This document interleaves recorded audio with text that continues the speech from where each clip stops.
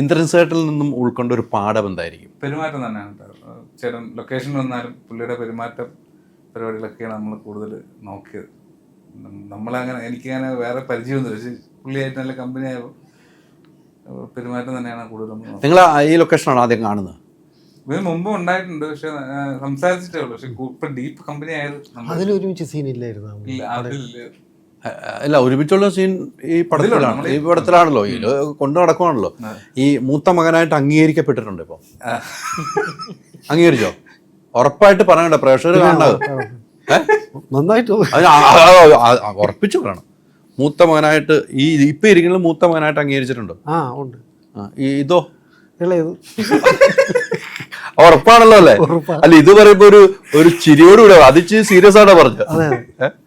മൂത്ത മകനെ സീരിയസ് ഉണ്ടോ, പക്ഷെ ചില ചിരിച്ചോണ്ടാ പറഞ്ഞ മൂത്ത മകൻ ഇച്ചിരി കാര്യങ്ങൾ. ഇവൻ അങ്ങനെ ഒരു അനിയൻ വേണം, അത് ഉറപ്പാണ് അല്ലേ? അങ്ങനെ ഒരു അനിയൻ വേണം, അതുകൊണ്ടാണ് അങ്ങനെ കൊടുത്തേക്കണത്. ഇനിയിപ്പം ഒരു ഈ സിനിമയുടെ ഞാൻ നേരത്തെ ഈ സിനിമയ്ക്കുള്ള സിനിമയാണ് പറഞ്ഞിരിക്കുന്നത് അല്ലേ?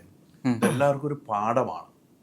നമ്മൾ എല്ലാവർക്കും സിനിമ ഇപ്പോൾ ഇന്ദ്രൻസേട്ടൻ പറഞ്ഞ സിനിമ എടുക്കാൻ വരുന്നവർക്ക് ഒരു പാഠം, ഒരു മെസ്സേജും കൂടെയാണ് ഈ സിനിമ പറഞ്ഞിരിക്കുന്നത്. ഇത്തരം അനുഭവങ്ങൾ സിനിമയിലുണ്ടെന്ന് ഇപ്പോൾ കുറച്ച് സിനിമയായിട്ടുള്ളൂ. ഇത്തരം അനുഭവങ്ങൾ സിനിമയിലുണ്ട് എന്ന് വിശ്വസിക്കുന്നുണ്ട്?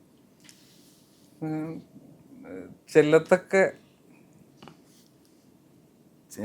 മൊത്തത്തിൽ അങ്ങനെ പറയാൻ എനിക്കങ്ങനെ കണ്ടു പരിചയമൊന്നുമില്ല, ഞാൻ എൻ്റെ കാര്യം നോക്കി പോകാറുള്ളൂ. പക്ഷേ ചിലതൊക്കെ എന്തൊക്കെയോ എഡീസിന് കിട്ടുന്നത്, ഇപ്പോൾ പടം ഷൂട്ട് തുടങ്ങി ചാർട്ട് പൊളിയുമ്പോഴത്തേക്കും 5 ദിവസമൊക്കെ ചാർട്ട് പൊളിയുമ്പോഴത്തേക്കും അവർക്കാണ് ടെൻഷൻ കൂടുതൽ. കോസ്റ്റ്യൂം തന്നെ സമയത്ത് ആർട്ടിസ്റ്റിന് കിട്ടിയില്ല എന്നുണ്ടെങ്കിൽ അവർക്ക് കിട്ടാൻ ചാൻസ് ഉണ്ട്. കാരണം ഒരു ദിവസം 5-6 ലക്ഷം രൂപയുടെ പരിപാടികളൊക്കെ കൊണ്ട് പോവുകയില്ല. അപ്പം ടൈമിന് അവിടെ പ്രാധാന്യം ഉള്ളതുകൊണ്ട് എഡീസിന് ചിലപ്പം പലപ്പോഴും തെറികൾ കിട്ടാൻ ചാൻസ് ഉണ്ട്. സിംഗ് സൗണ്ട് ആണ് പിന്നെ പറയേ വേണ്ടല്ലോ. സിംഗ് സൗണ്ടിൽ അഭിനയിച്ചിട്ടുള്ളല്ലേ? രോമാഞ്ചം നിങ്ങൾ അഭിനയിച്ച അവിടുത്തെ ഒരു അവസ്ഥ, രോമാഞ്ച സിനിമയിലെ സിംഗ് സൗണ്ട് നമ്മൾ ആലോചിക്കുമ്പോൾ ഒന്ന് ആലോചിച്ച് നോക്കി. അത്രയും ക്രൗഡിന്റെ ഇടയ്ക്കുള്ള സിംഗ് സൗണ്ട് കേൾക്കുമ്പോൾ അത് എഡീസിയുടെ ഒരു കഷ്ടപ്പാട് തന്നെ അല്ലേ? പിന്നെ സത്യം, തീർച്ചയായും എഡീസ് പ്രൊഡക്ഷൻ ടീം അവരെല്ലാവരും. അപ്പം കഴിഞ്ഞ ഇൻ്റർവ്യൂവിന് പ്രൊഡ്യൂസർ പറഞ്ഞായിരുന്നു, കാരണം രോമാഞ്ചത്തിൽ ഷൂട്ട് ചെയ്യുമ്പോഴത്തേക്ക് അതിൻ്റെ അപ്പുറത്തൊരു സെക്യൂരിറ്റി ചേട്ടൻ ഭയങ്കര കൂർക്കമ്പരിയാണ്, അത് ഭയങ്കര ഡിസ്റ്റർബ് ആയിരുന്നു. അതുപോലെ പിന്നെ പുള്ളിയുടെ ഒരു ഫാനുണ്ട്, അത് ഭയങ്കര സൗണ്ടാണ്. രാത്രി ആകുമ്പോഴത്തേക്കും നമുക്ക് നൈറ്റ് ഷൂട്ടായിരുന്നു. അപ്പോൾ പിന്നെ അവസാനം നമ്മൾ പുതിയൊരു സൗണ്ടില്ലാത്ത ഫാൻ മേടിച്ചു കൊടുത്ത് അങ്ങനെയൊക്കെ ചെയ്ത്. പിന്നെ അതിൻ്റെ അപ്പുറത്തൊരു വീട്ടിൽ ഭാര്യയും ഭർത്താവും തമ്മിൽ സ്ഥിരം വഴക്കായിരുന്നു. ഷൂട്ട് കഴിഞ്ഞപ്പോഴത്തേക്ക് അവരൊരുമിച്ച്. അത് പ്രൊഡക്ഷൻ എക്സിക്യൂട്ടീവ് അനസ്, അവൻ ഷൂട്ട് സ്റ്റാർട്ട് പറഞ്ഞ് റോളിങ് പറഞ്ഞു കഴിയുമ്പോൾ അവനവിടെ പോയി അല്ല, അതിനൊരു വേറൊരു കഥയുണ്ട്.